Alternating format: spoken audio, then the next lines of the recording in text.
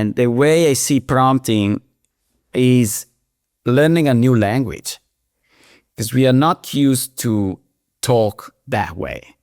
We were used to type few keywords in a search bar. That was it. And for most queries, you would get a pretty good answer. Now the way you prompt makes a massive difference in the quality of the answers, in the depth, in the length. And so we need to learn this new language. Welcome to Insights Unlocked, an original podcast from User Testing, where we bring you candid conversations and stories with the thinkers, doers, and builders behind some of the most successful digital products and experiences in the world, from concept to execution.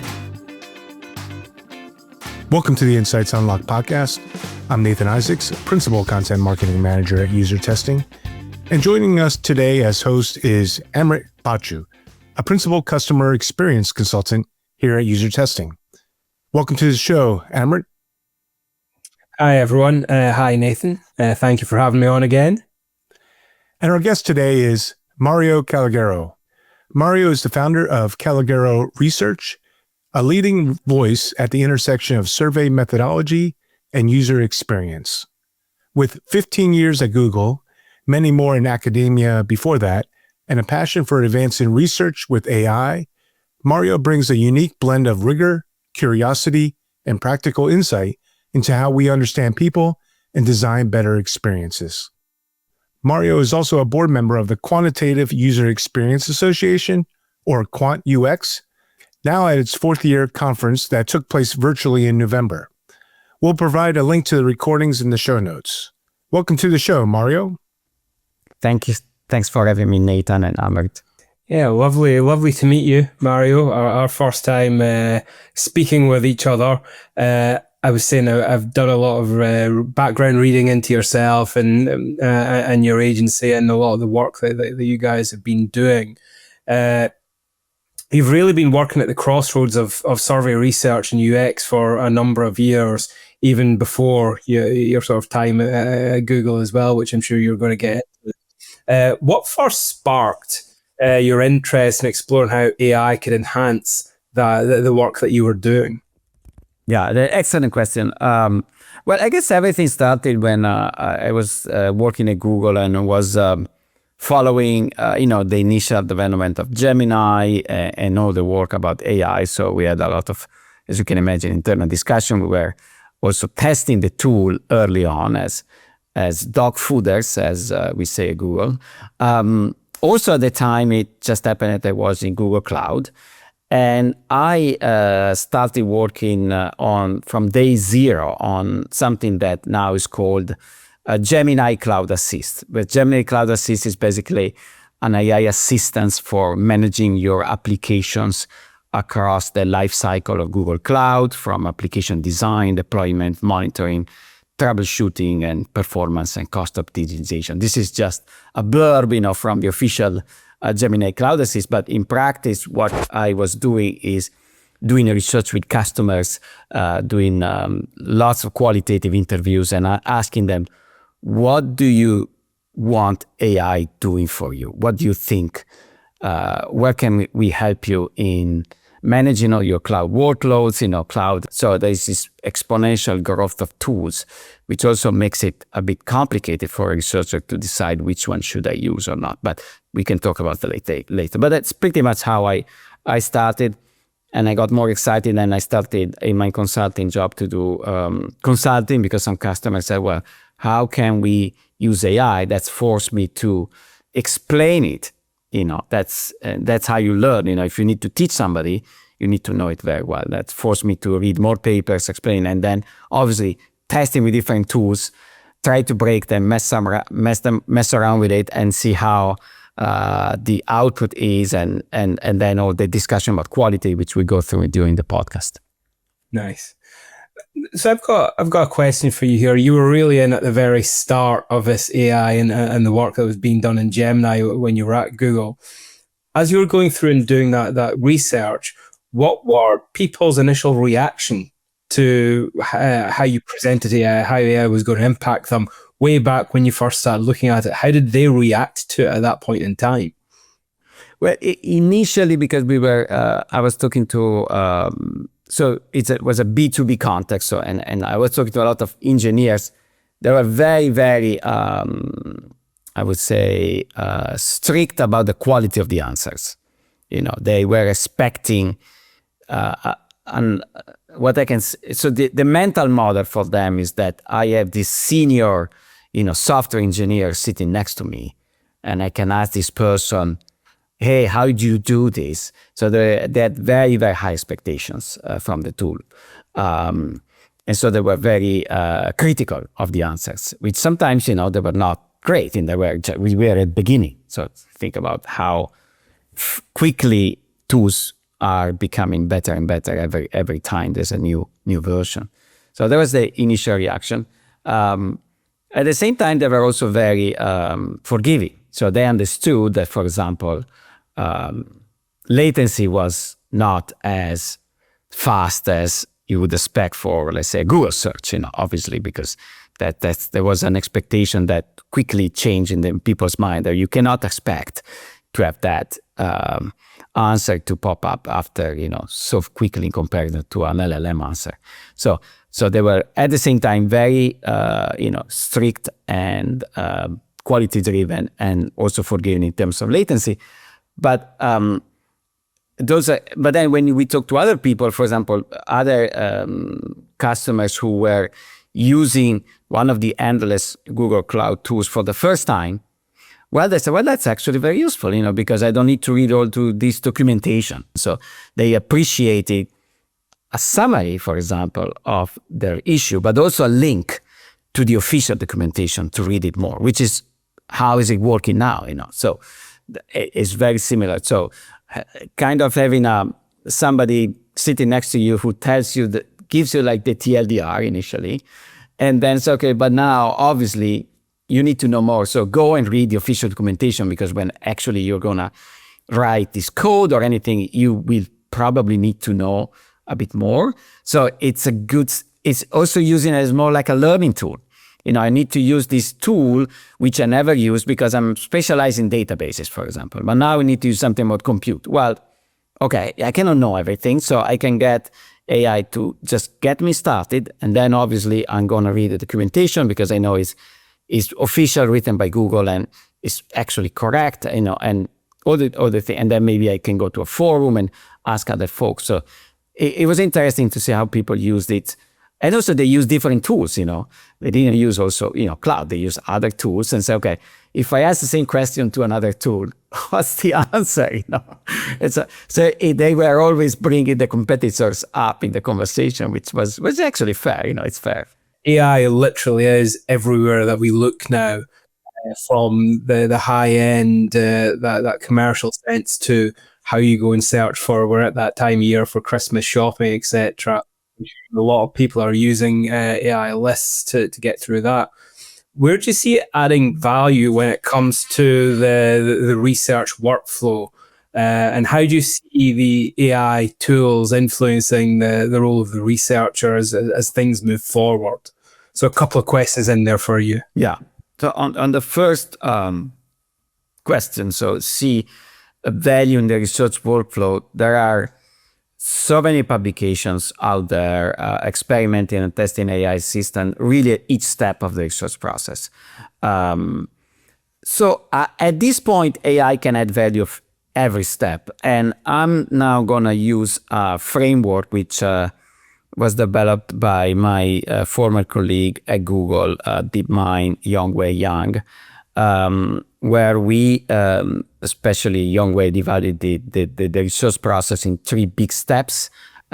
We presented at different conferences. One is the planning, the execution, and the activation.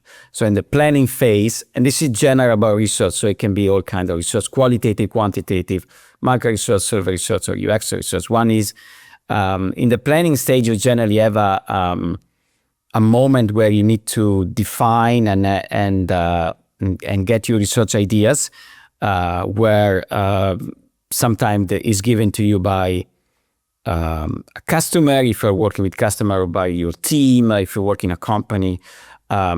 And so you need at that point generate ideas, refine business research questions, and extract and summarize a lot of information. That's generally this initial part where you want also to be a bit of a domain knowledge expert, and sometimes it's a new domain which you're not familiar with, and AI can definitely help on that. Then in the planning phase, the second part is the design and planning. So you can design your research process depending on the research question that you just decided to work on. And at that point, sometimes you need to create some artifacts. So, AI can help designing some artifacts, briefs, analysis plan, or even some images that you might create to show folks, like some mocks or anything else that can be now created a bit faster with some visual tools. Then in the execution phase, you need to gather and process the data depending on your methodology, and so that at that point there's a lot of really research being written on,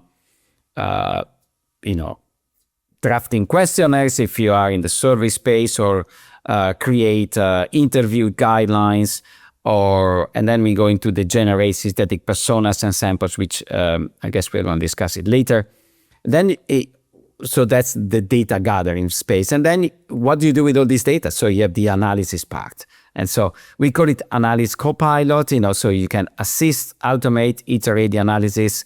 You can do coding, data analysis, and can be qual or quant. And there are tools out there that can do lots of stuff on that, including also helping you in the qualitative space to guarantee more privacy to your respondents. I've seen tools that they can completely replace, for example, with new qualitative research. I just want to focus on that because I think AI is actually a nice example here.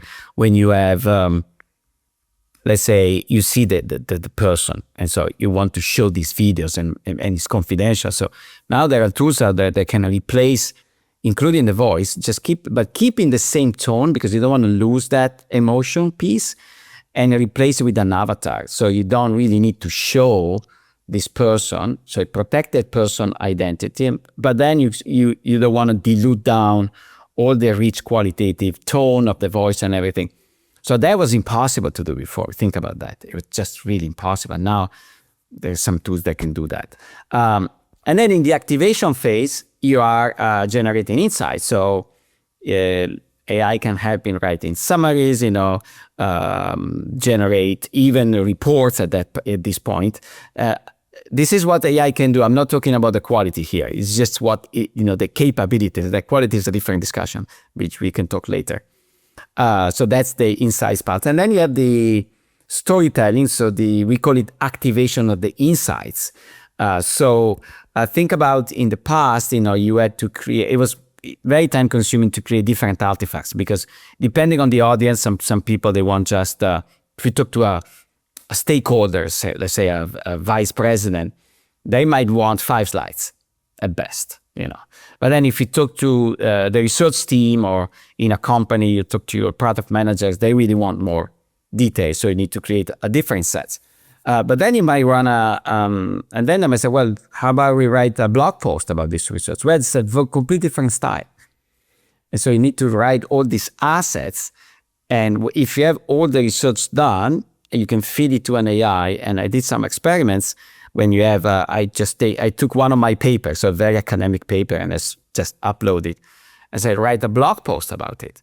Well, the output was actually pretty good, Obviously, you do a bit of editing, but it would have taken me a lot of time to write something from 5,000 words of a more academic paper to a blog post in more conversational language, still keeping the meaning of the paper, and summarize it in like 500 words, for example, which obviously is very useful, especially if you are either not a good writer, or maybe, the language you're writing is not your first language. So I had lots of colleagues who like to use AI because it's very helpful. And there's also research on that, on using it to improve the quality of your written text, basically. So those are these six steps, which are basically planning, execution, and activation. And there are endless tools out there from which you can classify in your mind as you have these tools that can do everything. So the classic ChatGPT, Gemini, Anthropic, all of them. And then you have these specialized tools which you see in this.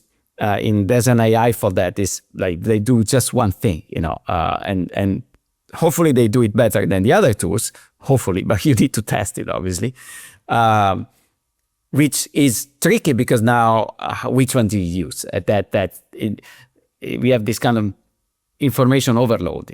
Before we had our tools. You go to a company, you work with with the tools they give you, and you have some statistical packages, softwares, some other tools to help you to do the qualitative stuff, and now it's done. And here is like so many more that you might use with different quality, with different contracts, the free version, and they can do up to a certain point, then you need to pay a subscription. So it gets complicated very quickly. And I think a lot of researchers are a bit overwhelmed by the offer, I would say, that is out there. Yeah, and it's really interesting. The word that you kept on using as you were going through that was help. The AI can help with each of the different phases. I'm sure that's something I'm sure we're going to touch on in a bit more time. How do you see the tools influencing the role of the researcher themselves? How do you see it changing what the influence of the researcher is actually doing? Oh, it's a massive shift. This is like a really gigantic shift, and the researchers are using AI tools at every step. So now it's like having, before you had a set of tools and you had your colleagues, helping you to do research. And now you have these other tools or these, helpers or assistants or co-pilots, that can actually help you, assist you, save some time, ideally do it properly, obviously. But as we said before, which one do you use, how do you use it? And then that's the other part of the story, which we need to talk about, is the prompting piece, which is very important to discuss. And the way I see prompting is learning a new language, because we are not used to talk that way, number one. So prompting is like a different kind of language. We were used to type few keywords in a search bar. That was it. And for most queries, you would get a pretty good answer. Now the way you prompt makes a massive difference in the quality of the answers, in the depth, in the length, and there are new, very technical papers coming out from the computer science literature telling you new prompting strategies that you can use that can give you different, higher quality or different answers. And so we need to learn this new language, and obviously there are many trainings out there. Luckily, the big companies producing these tools are actually pretty much having their own kind of guidelines. So that's a good starting point if you want to learn about prompting. But they make so much difference, which is it's fascinating to see how that is changing the answer. So sometimes I think we overlook that. The way I read the research papers is a bit different. So I just want to go straight to the prompt. I want to know the tool people use and the prompt they use, and then the data set, obviously.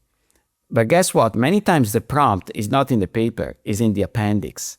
So I'm going to read the appendix first, which generally you don't really need to do unless you really, really need to know this paper really well. So I go to the appendix, get that prompt, and then I try to analyze it based on some, what I know about prompting, which I'm not saying I'm an expert by any means, but, I know, I guess, something. And so, okay, was this a good prompt? Was it too too simple, could have done better. And so that's the prompt engineering piece that I think researchers need to learn, and how even the same tool is sensitive to small changes. And then when you push the same prompt to different tools, that's even more variation. And then every tool also their own kind of personality or style in the answers, language, length. Some tools are more verbatim, some other are more, they tell you a bit less. And the problem is that you learn a lot of stuff, but then the tools keep changing. So you need to keeping up is actually a full-time job. So that's why I would say it is very overwhelming for anybody to try to use them, because you learn something and then the same prompt, even 2 days later, it gives you different answers. And that's because we need to understand also the probabilistic nature of the answers, which is not like, well, we got used to the search idea.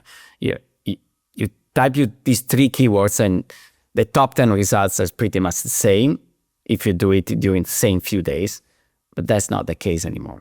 And so that's why I'm saying, learn a new language, learn this new concept of everything is not deterministic, and trying to see where I can get value from that.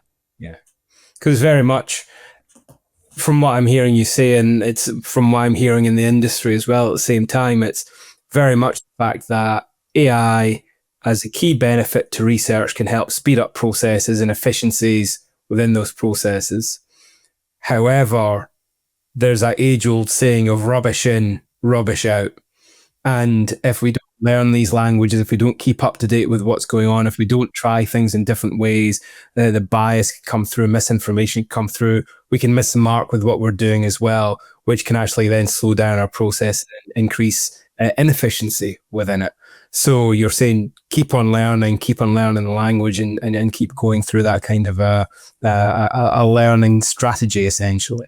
Yes, and also I see the tools now are getting better. They actually give, when after a prompt and the answer, some tools are actually providing you some kind of follow-up. They kind of, because I guess the companies are understanding that prompting is very complicated, and so I think we are getting there. Just this kind of prompt engineering language, it's kind of odd in a way. We need to wrap our head around it, and so if that can be assisted already by the tool, hopefully it's going to be a bit easier for everybody to get what they want, because at the end of the day, sometimes you don't get what you want just because you don't know the right prompt, Maybe we can write an AI song. That sounds like a great... You don't always get what you want without the right... Exactly. We can ask GPT for that. Yeah. The next question, this is one that I'm really interested in. Yeah. In your work, have you seen anything surprising, any surprising ways that AI has sparked new types of insights or uncovered things that might have been missed otherwise? Not really in my work yet, I would say.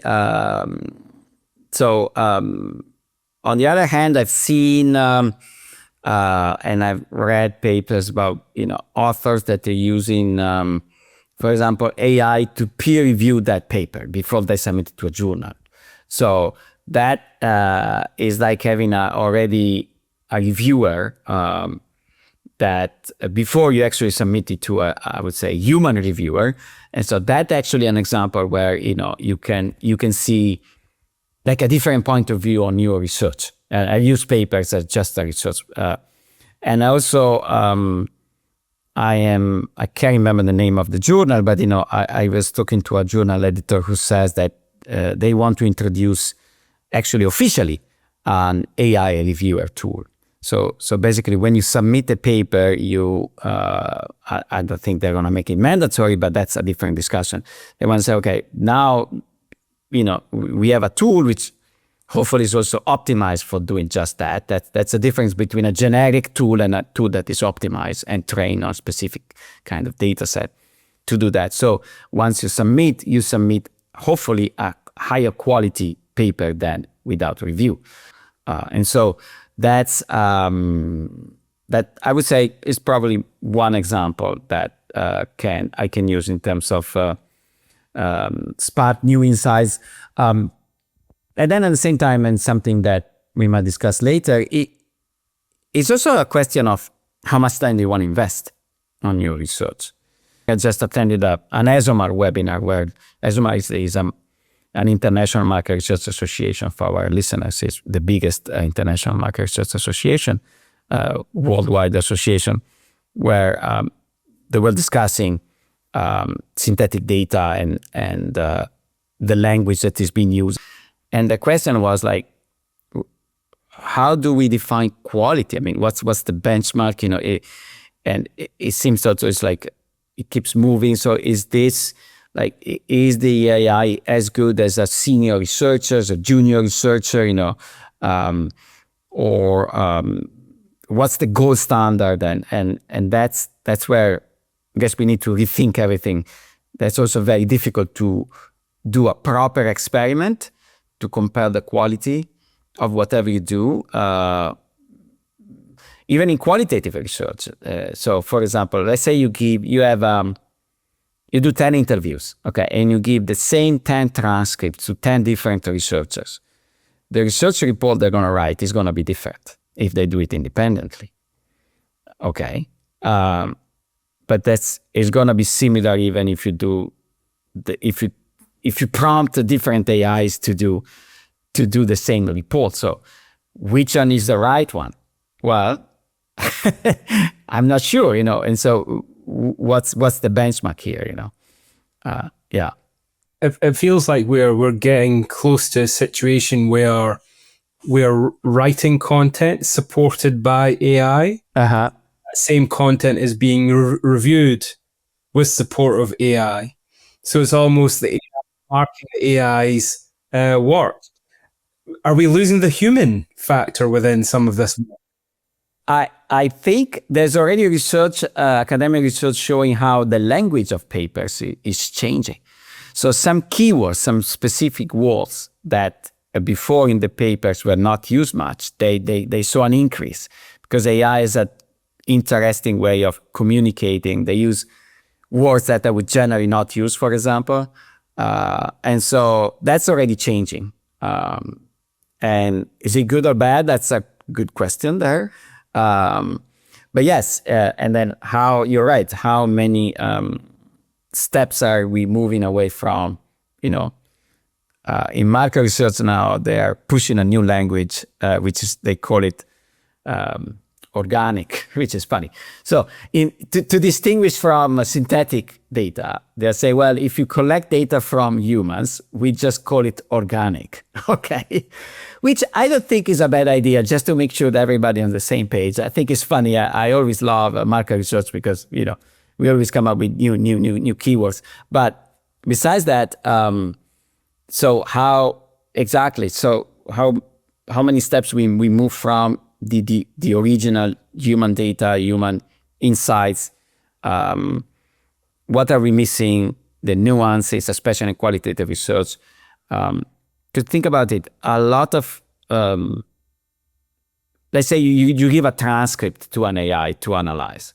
Well, you lose all the audio piece, the emotion piece. And sometimes you can say the same thing with a different tone, it means the opposite. But the transcript doesn't catch that. So should we feed now, instead of using the transcript, why don't we feed directly the video to an AI tool? Is an AI tool be able to pick up the facial emotion expression of this person, the tone? I'm not sure yet, Transcript is already a lower level. You're already missing a lot. And so, but it's easy because it's text, the AI tools do very well with text. We know that. Okay. So I guess we all agree on that. But then the next level is the video, the audio. How do we deal with that? Are we missing something there? Are we diluting down the message or missing some insights that might be very important? Yeah, I like how you've framed that there, and what I'm reading into what you've said is that at this point in time, and there is this conversation within the industry just now of user research or market researchers worried about their jobs and how AI is going to take over jobs. But from what you were saying, it sounds very much like there's a human at the end of a process doing the buying, doing the engagement. So the human involved in the research is still going to be very important just to manage that along the way. And then you've mentioned it a couple of times as well, coming on to the next topic. Let's talk a bit about synthetic users or simulated users. Some researchers are using LLMs and other AI tools to simulate human responses. It comes back to what we've just kind of spoken about there.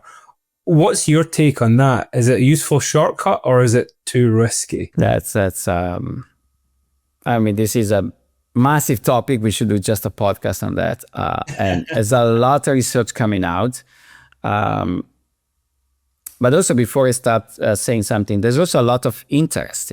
There are, many companies are actually pouring millions of dollars in that, and so there's a lot of pressure from the investors to have some results, some ROI. So we need to remember the general context where if you see some piece of research from a company saying that this synthetic data is great, okay, my question is, well, how many times did you try? Is this the 10th try that it was great and the other 9 you're not really telling me? Because obviously the pressure to show that the quality is high. And I want to be very clear. Also, many of these companies, Ezoma, for example, they have a list of questions you should ask a company about transparency. But many of these questions, I couldn't find any company actually answering those questions. Maybe if you miss something, please put it in the podcast comments. But, what actually did you do? Because unfortunately, AI is a black box already. And then if on top of this black box, you add another black box from the company, I really don't know what's happening here. I don't know how the data was generated, which tools is used. There's also this big problem of reproducing everything, because even if you had exactly the same thing, you can never reproduce anyway. So that's a general constant to remember, this kind of market pressure in a way.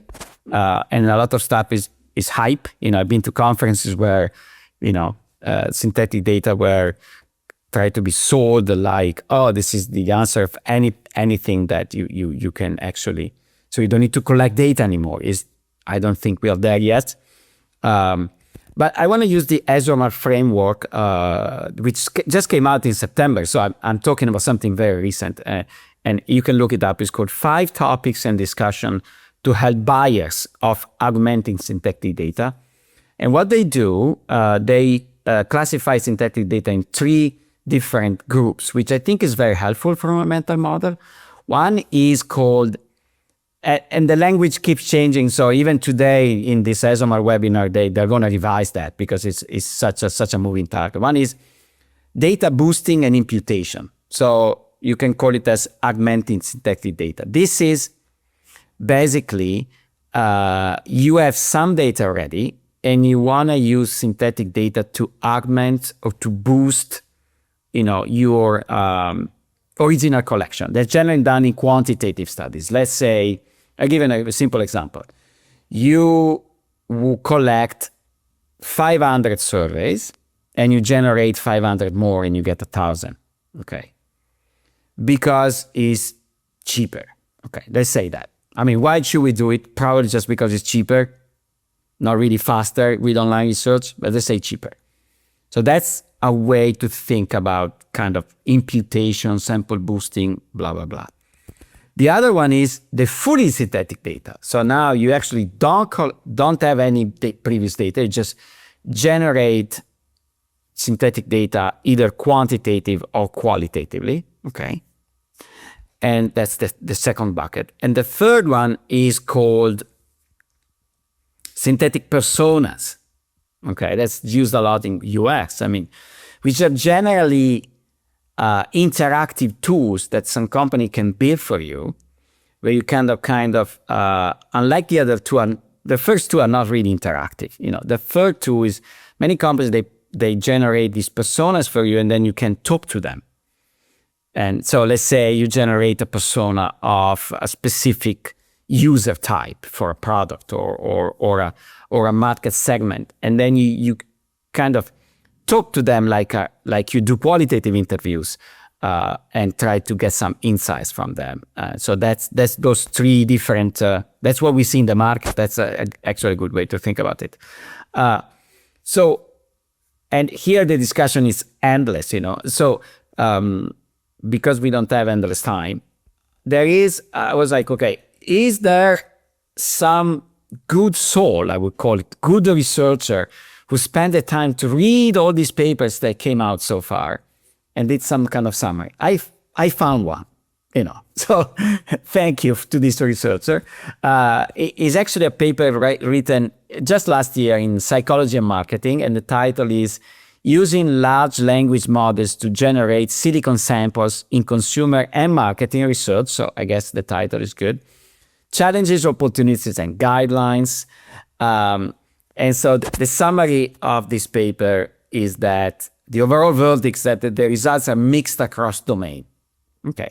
They also use the term silicon samples, which is used more in the academic literature instead of synthetic data, but they're very similar,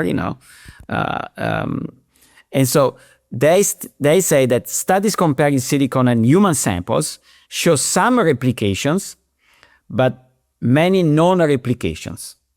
So LLM cannot be assumed to mimic human behavior reliably across items and across countries. And here I cite another paper which was written in Humanities and Social Science Communication, which is called Performance and Biases in Large Language Models in Public Opinion Simulation, where they use the world value survey, which is a gigantic world value survey done in many countries, and they pick six countries, so US and others. And one of their summaries is that the models, they perform better in Western English-speaking and developed nations, like the United States, in comparison to others. But also there were disparities in demographic groups, showing biases related to gender, ethnicity, age, education, and social class. So that's just a quick summary for the overall verdict. These researchers of this big summary study, they suggest to use it for pretest and pilots. They say that it's promising for qualitative pretesting and pilot studies. My personal view is that I prefer to talk to real people, if I can. And now there are so many tools out there that can allow you to do that, including obviously user testing. So I would prefer to do that, but that's my personal view. And then the last one is that using quantitative studies remain problematic. And if you read many papers, there are some common trends. For example, there's some prompt sensitivity. So you change the prompt slightly and the results are very different. And another one which is interesting is this reduction in variability. And there are many papers when they basically compare, they are more like about surveys. So they compared a survey distribution completely generated by LLMs to a gold standard high quality survey. And they see a reduction in variability. And so that's a problem. I mean, we want to capture the nuances of human attitudes and opinions. And so we don't want to just get the mean, because also if you are a subject matter expert, you already know that. You should know where this topic is going, how people think more or less about this topic. But it seems that this one of the issues with LLMs is this reduction of variability. And then this is at an overall level. When you start doing subgroup analysis, that breaks down very quickly, actually, where you see way more biases and in less represented groups, which obviously we need to remember is another thing to discuss, I guess, in general, besides prompt engineering, is like how are actually these data generated, and so and there are lots of people studying, biases, training data, where the data coming from, and all these issues, which is probably beyond the scope of this podcast, but is something important Nice. Yeah, the listeners maybe can't see. I'm nodding away as you're speaking there. Yes. From what I'm taking away from it, Mario, it sounds like there's quite a lot of work that still needs to be done in that synthetic user space. Yeah. That we get to a point where we can lean on it reliably on a consistent basis. Yes, and the other part that I can mention is we also, many companies will sit on lots of data already being collected. We obviously have lots of issues in terms of privacy, confidentiality, especially if you work with multiple customers, you just cannot use those data. But if you have your own data, let's say you have a company who collects data on your own customers and you have all the permission and everything, the privacy settings and everything, can we use this data that we already been collected with organic or human folks to help design the next study? And I'm not saying completely generate everything from scratch, but you have a good starting point to move from. That's one way to do it. Another idea, which is very simple, is think about how many research reports generally sit around in a company, wherever they are, in different folders, different, databases. That you have the marketing team doing research, the UX team doing research. Many times don't talk to each other, these two teams, and you have this gold mine that sometimes we don't use enough because it's scattered all over. Can we use AI to go over all these research reports when especially a new researcher comes in and wants to know about this specific topic, this person can easily get a good summary of all the studies done without reading 200 papers, 200 research reports, which eventually you will read some of them, just as a starting point and leverage the research that's been done before instead of reinventing the wheel from scratch. Nice. Awesome. So I know we're kind of hitting time as we come to the end of the podcast now. Last question for you. If you had to give one piece of advice to UX or CX teams experimenting with how to use AI tools right now, what would that piece of advice be? Yes. I would say do not wait to experiment. Don't wait. But do it carefully. First, I want to say one thing to do is read always the terms and conditions for where your data are going, because especially if you're feeding the AI internal data, you want to make sure that they are not used to train the model. So never use a personal license, but always use commercial licenses and talk to your lawyers about the terms and conditions. That's just absolutely table stake. And the other thing I would say, just try as a starting point, try to reproduce research which you already did. So you know everything about this research, okay? And you want to reproduce it to see how good it is. I do a very simple and quick example. It's like, how many of us already collected endless open-ended answers? Either it can be from a survey or even open-ended interviews. Okay, and you already have a human who already did a research report, or if it's open-ended answer, you coded them. And so you have a coding schema and you have basically some kind of frequency of codes. Now, can you use the AI to recode the same open-ended answers? And then you use AI as another research, and you can compute some intercoder reliability. How close are you to the two? Can you recode the same and get very similar results? And there are some papers already out there with some good examples where it seems that it's getting better and better. So start doing that well, but use example where you really know let's say that you already know the quality of it. So that's something you can use, and then keep messing around. I did in my latest blog, I tried to reproduce a chart, from a website. I thought it was a good example. It was like wine production around the world in 2024, and so turns out that Italy is number one, which I thought it was France, but actually it's Italy, number one in terms of, number of liters. And so they produced a really nice visualization, was a grape and each of the grapes had a number of it. the number of billions of liters or something like that. And so I took the spreadsheet that was on the website, and I fed it into one of these tools to generate an image of it.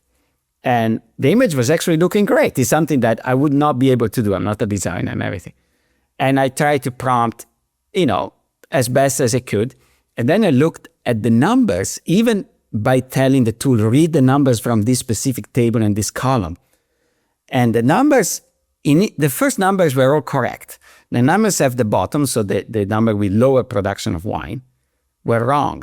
And I tried to prompt many times saying, actually, this is not, for this country, this is the number of liters. And after an hour and a half, I gave up.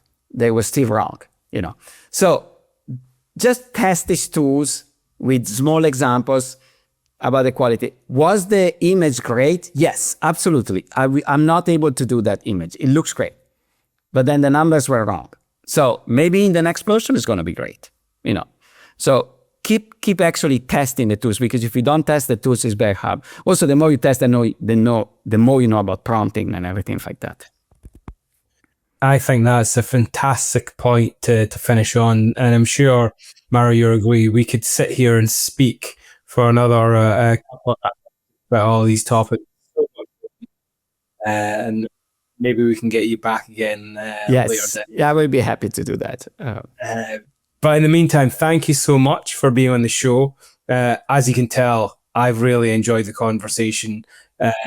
How does someone learn more about you and your thought leadership? Yeah, very simple. You can follow me on LinkedIn or my website, which is very simple. It's callegaroresearch.com. I try to post, blogs and news every couple of weeks.